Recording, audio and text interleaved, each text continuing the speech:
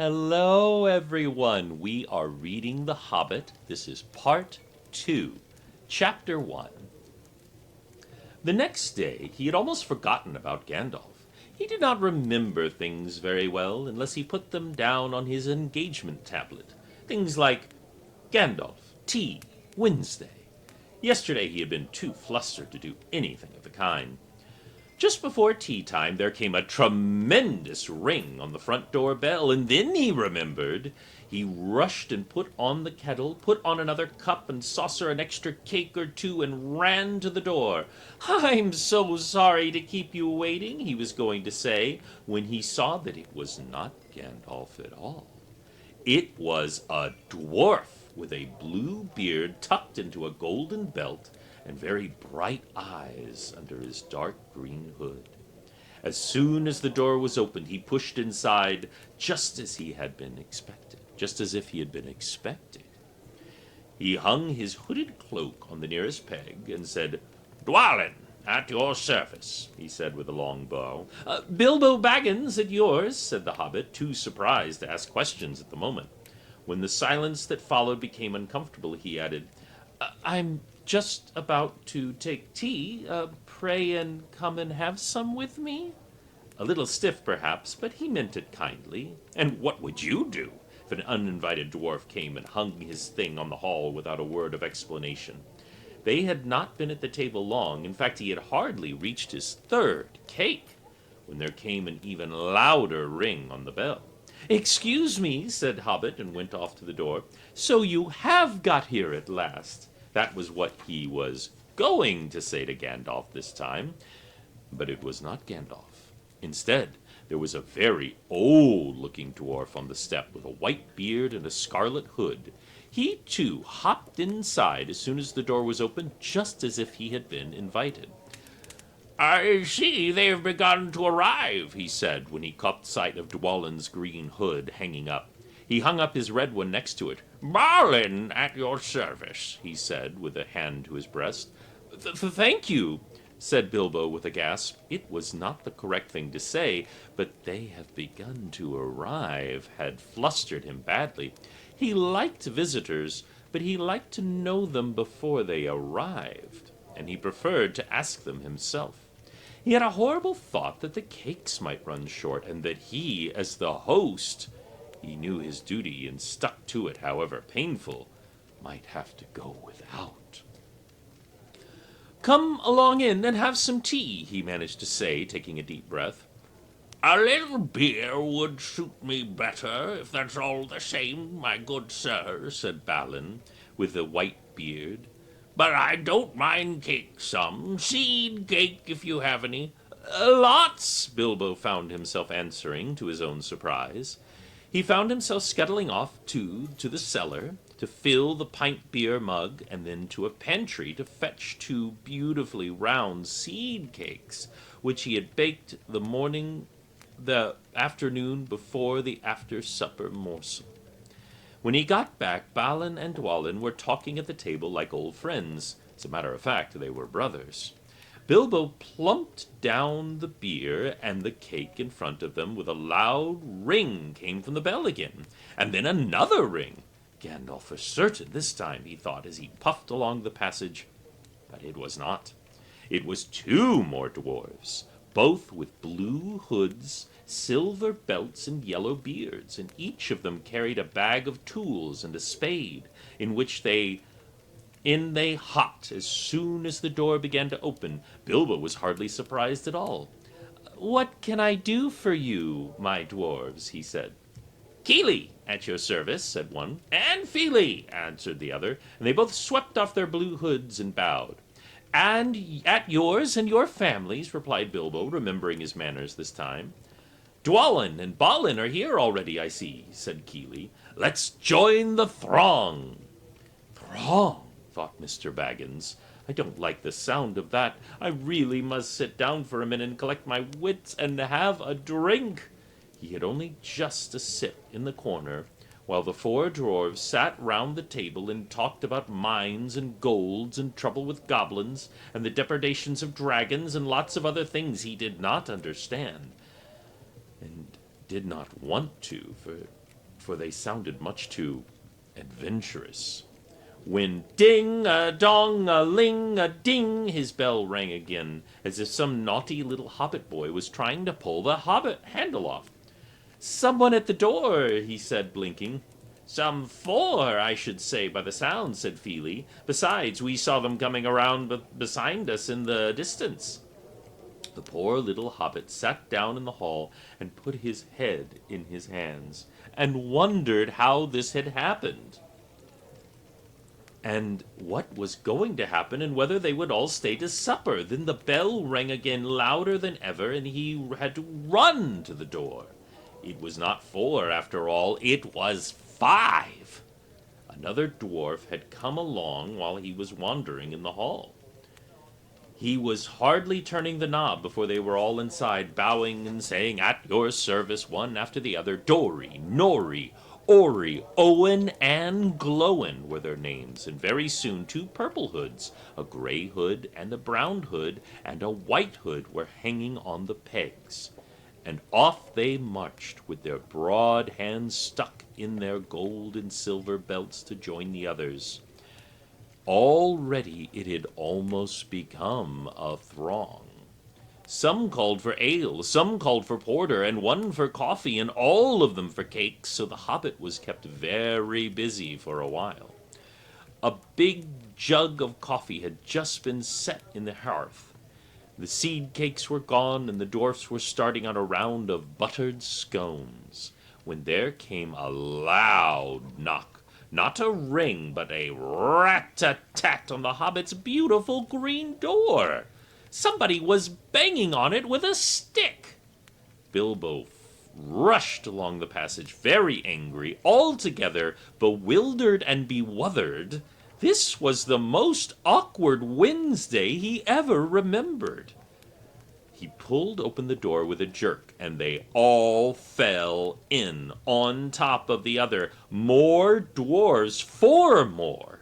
And there was Gandalf behind, leaning on his staff and laughing.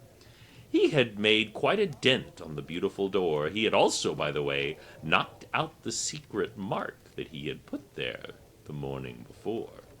"Carefully, carefully," he said. "It's not like you, Bilbo, to keep your friends waiting on the mat and then open the door like a popgun. Let me introduce Bifur, Bofer, Bomber, and especially Thorin." "At your service," said Bifur, Bofer, and Bomber, standing in a row. Then they hung up 2 yellow hoods and a pale green one, and also a sky blue one, along with a silver tassel. The last belonged to Thorin, an enormously important dwarf. In fact, no other than the great Thorin Oakenshield himself, who was not at all pleased at falling flat on Bilbo's mat with Bifur, Bofer, and Bomber on top of him. For one thing, Bomber was immensely heavy. Thorin, indeed, was very haughty and said nothing about service, but poor Mr. Baggins said he was sorry so many times that he finally grunted, "Pray don't mention it," and stopped frowning.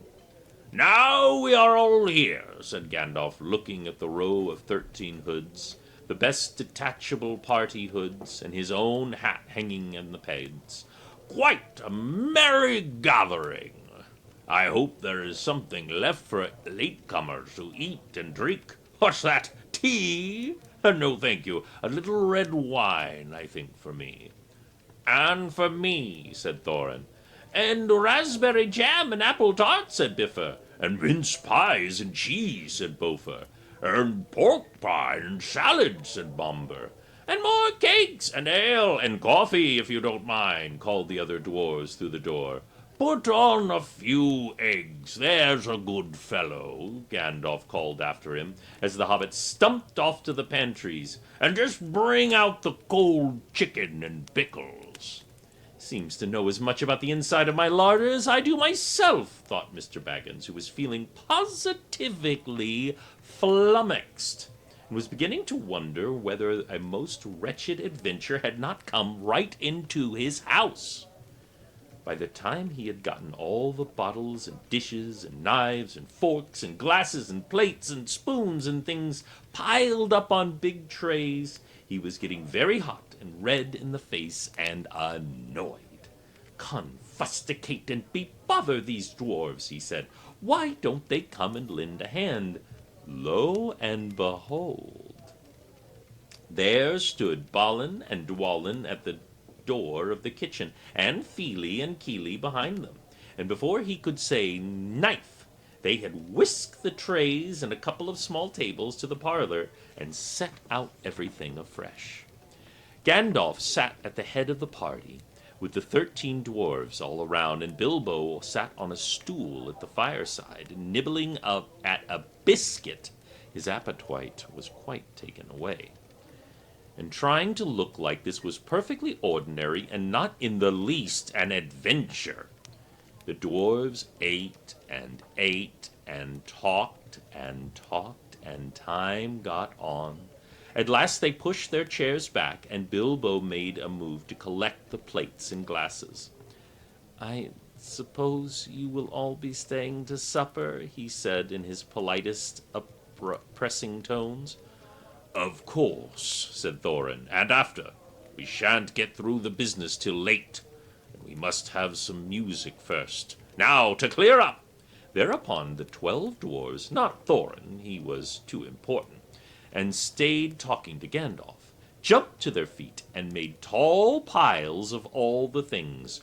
Off they went, not waiting for trays, balancing columns of plates, each with a bottle on the top, with one hand, while the hobbit ran after them, squeaking with fright, "Please be careful, and please don't trouble, I can manage." But the dwarves only started to sing.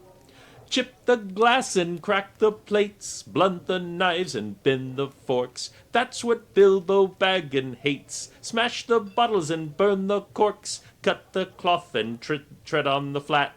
Pour the milk and pantry on the floor. Leave the bones on the bedroom door mat. Splash the wine on every door. Dump the crocks in a boiling bowl. Pour them in with a thumping pole. Then when you've finished, if there are any whole, send them down the hall with a roll. That's what Bilbo Baggins hates. So carefully, carefully with the plates." And of course they did none of these dreadful things, and everything was cleared away and put away as quick as lightning, while the hobbit was turning round and round in the middle of the kitchen, trying to see what they were doing. Then they went back and found Thorin with his feet on the fender, smoking a pipe. He was blowing the most enormous smoke rings, and wherever he told one to go, it went, up the chimney, or behind the clock on the mantelpiece, or under the table, or round the ceiling. But wherever it went, it was not quick enough to escape Gandalf. Pop! He sent a smaller smoke ring from his short clay pipe straight through one of Thorin's. Then Gandalf's smoke ring would go green and come back to hover over the wizard's head. He had a cloud of them about already, and in the dim light it made him look strange and sorcerous. Bilbo stood still and watched. He loved smoke rings, and he was blushed to think how proud he had been yesterday morning of the smoke rings he had sent up on the wind over the hill. "Now for some music," said Thorin. "Bring out the instruments." Keely and Feely rushed for their bags and brought back little fiddles. Dory and Nori and Ori brought out flutes from somewhere inside their coats. Bomber produced a drum from the hall. Biffer and Bofer went out too and came back with clarinets that they had left along with the walking sticks. Dwalin and Balin said, "Excuse me, I left mine on the porch. Just bring mine in with you," said Thorin. They came back with the violas as big as themselves. Thorin's harp wrapped in a green cloth. It was a beautiful golden harp, and when Thorin struck it, music began all at once, so sudden and sweet that Bilbo forgot everything else, and was swept away into dark lands under strange moons, for the water and very far from his hobbit hole under the hill. And if you want to hear that song, tune in for part 3. Thank you so much for watching Role Play Riot.